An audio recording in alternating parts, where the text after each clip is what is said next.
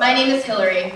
Tonight we have a special story for you, coming from one of Boston's most prestigious universities, Northeastern. Last year, Northeastern hosted a new tradition called the Amazing Husky Hunt. This program was a comprehensive 24-hour scavenger hunt through the greater Boston area for 50 teams of 12 students. We are here tonight with the people in charge, Resident Student Association's Vice President for Programming, Kat Armato, and her Assistant Vice President, Dan Abrams.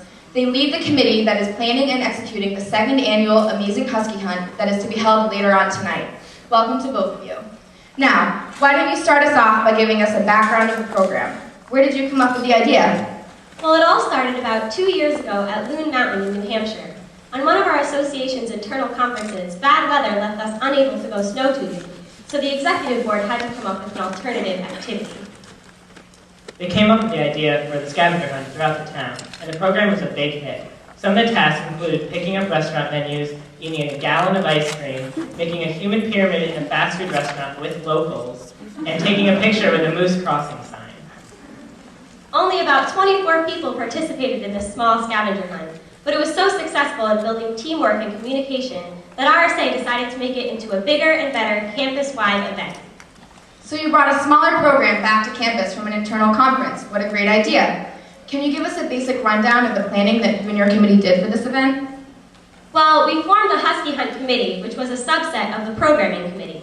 This group of students worked tirelessly to plan every detail of the event from start to finish, all the while keeping everything strictly confidential. In addition to developing the list, we created challenges, designed advertisements, and got sponsorship from local businesses. So how did you guys come up with all the things on the list? Well, the list started the summer before the hunt. For months, we sent out covert teams of committee members to scour the city both day and night to develop clues, landmarks, and obscure but interesting items to add to the list. The hunt takes place with a relatively large number of students. How did they all register? Well, our registration process took place online.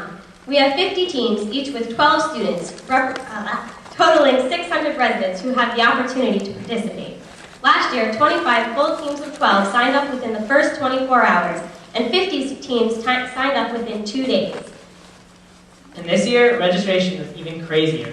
The site was active at midnight, and within the first 2 minutes, we had 50 full teams registered.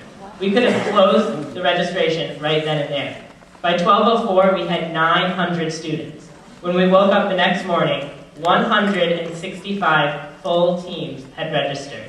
That is almost 2,000 students.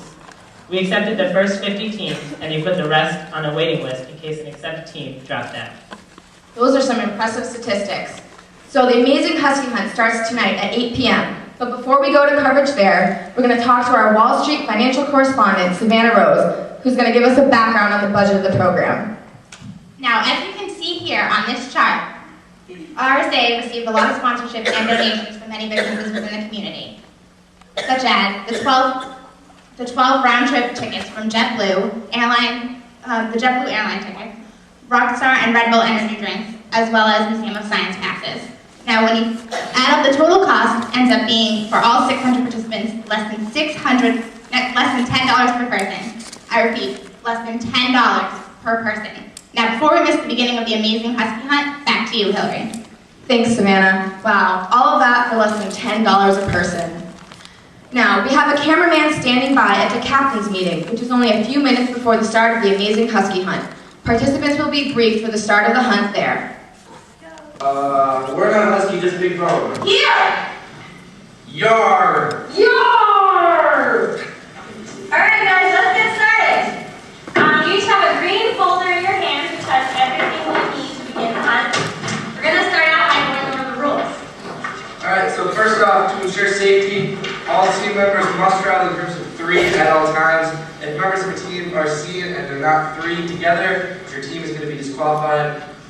Next, if you're on a bike, you must wear a helmet at all times. Again, if you're seen on a bike without a helmet, you will be DQ'd. Also, all team members must make the Rockstar symbol in every picture. It looks like this. If you don't make the symbol, your pictures will not be counted. Also, your Husky Hunt shirt, which all of you have right now, must be worn at all times. You must wear it outside your clothes so we can see it.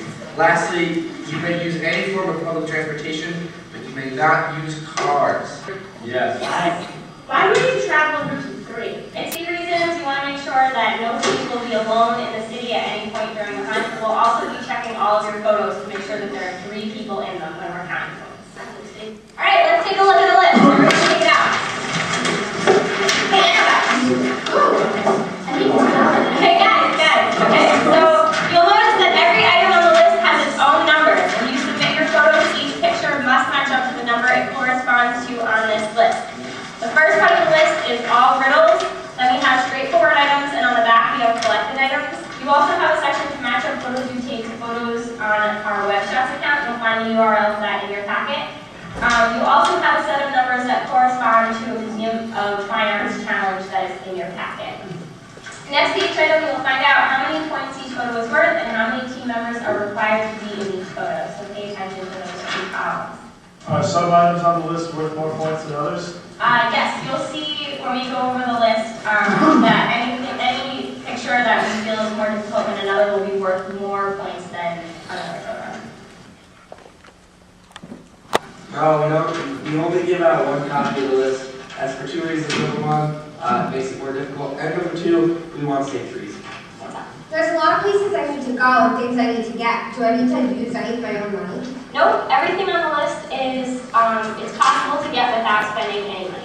In your packet, you will find 2 things. You'll find a blank disc with your team name and number on it, and you'll also find a WebShots account. We've created an account for each one of you. We give you the account name and the password. You'll have to upload all of your photos onto that account as well as burn it to a disk and hand it in to us at the end of the hunt. We will be changing your passwords at 8 p.m. tomorrow, so you cannot change anything on the WebShots account after that. Yeah? What is this about? The cash cab? The cash cab is something that's going to be going out every few hours. It's a car that we're going to have driving around. It says cash cab on it. Collected items are actually going to go in the trash bag that you'll hand in to us at the end of the hunt. Does anybody have any more questions? No. All right, your teams are outside. Go!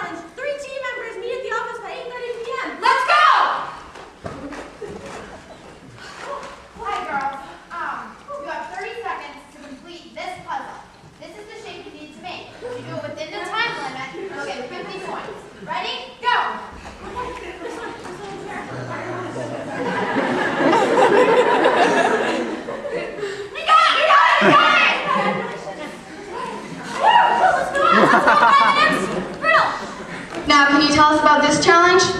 It's called the text message challenge. Before the hunt began, we collected the cell phone numbers of all the team captains and an alternate member from each team. We entered all the cell phone numbers onto a website called easytexting.com. Each hour, on the hour, we send out a text message challenge to these numbers using the website. Some are riddles, others are instructions. Some, like the Tangram challenge we just sent out, are puzzles. The teams have to go to a specific spot and complete these challenges to earn more points.